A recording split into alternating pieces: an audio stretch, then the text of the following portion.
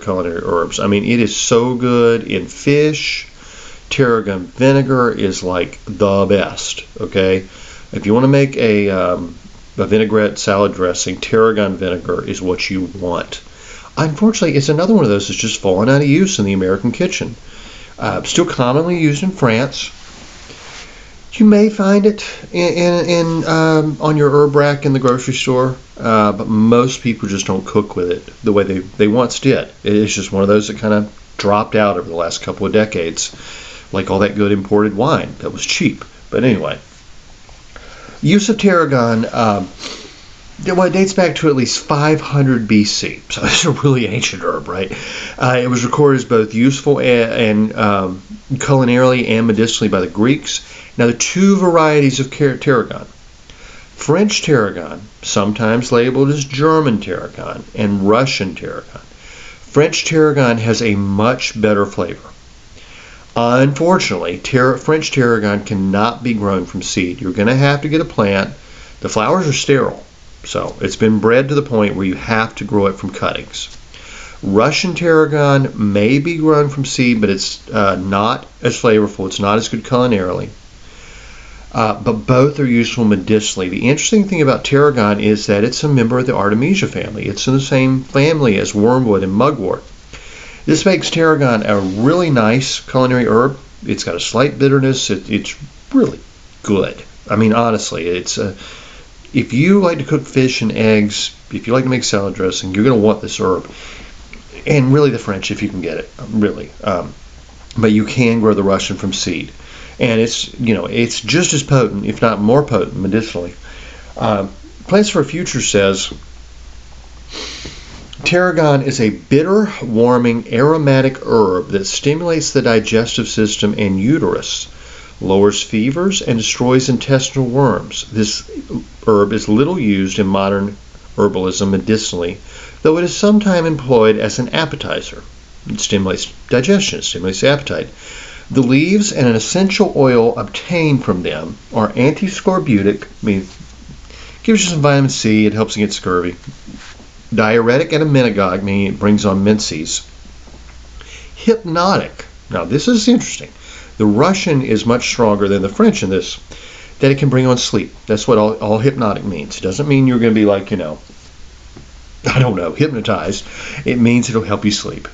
And stomatic means it helps settle the stomach. An infusion is used in the treatment of indigestion, flatulence, nausea, hiccups, etc. The plant is mildly sedative and has been taken to aid sleep. It also has some mild emmenagogue properties that can be used to induce a delayed period.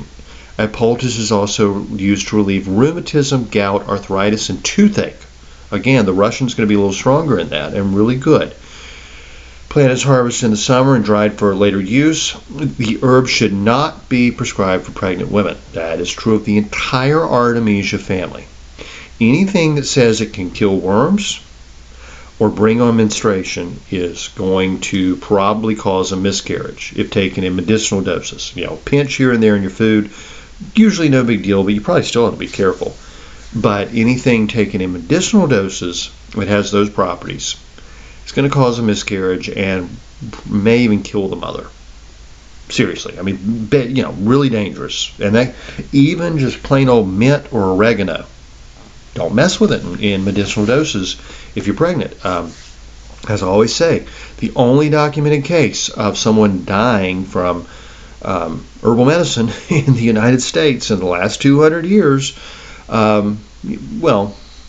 using the herb as recommended in a book. We'll put it that way. There have been people who tried to make their own absinthe, another member of the wormwood family, but that actually is wormwood, using the essential oil, and they died because it's poisonous, so don't do that.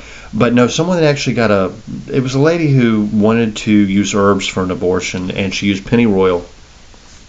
It was recommended in an herb book. Yeah, one of those witchy herb books written by very irresponsible people. Usually these, women's secret herbs for witches, Wicca, that kind of stuff. And she bled to death from every orifice of her body. So, always be extremely careful for taking any herbs during pregnancy, only under the advice of a real expert like a midwife who's also a trained herbalist, if you can find one. Let's see. The root has been used to cure toothache. The root will actually numb out toothache. Essential oil is used in aromatherapy to treat digestive and menstrual problems. Diluted. No essential oil really. Okay, I'm just going to go ahead and say, as I've said many times, I never recommend any essential oils being taken internally. Any from the Artemisia family could probably kill you. Not just, burn your throat and upset your stomach, but actually kill you. So be real careful with that. Tarragon is perennial.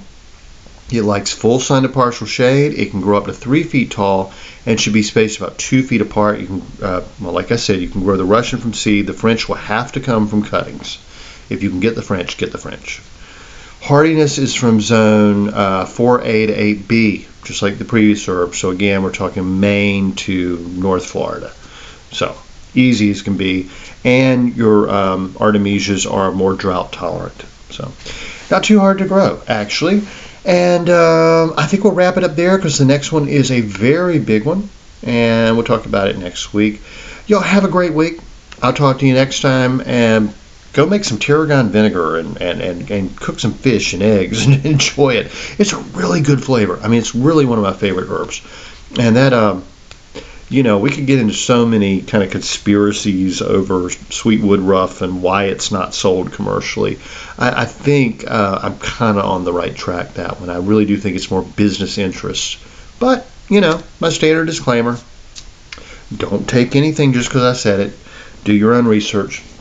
Remember, y'all, my books make great Christmas gifts. So do my woodwork and baskets, my carvings and baskets. That's JudsonCarrollWoodcraft.substack.com. Books are on Amazon.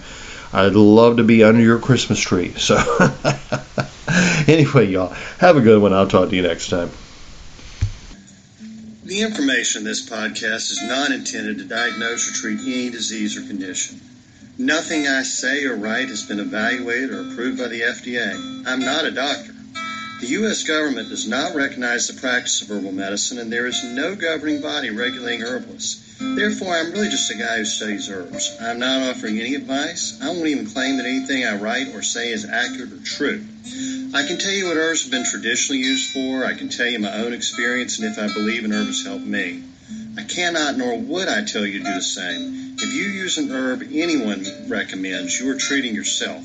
You take full responsibility for your health. Humans are individuals and no two are identical. What works for me may not work for you. You may have an allergy, a sensitivity, an underlying condition that no one else even shares and you don't even know about. Be careful with your health. By continuing to listen to my podcast or read my blog, you agree to be responsible for yourself, do your own research, make your own choices, and not to blame me for anything ever.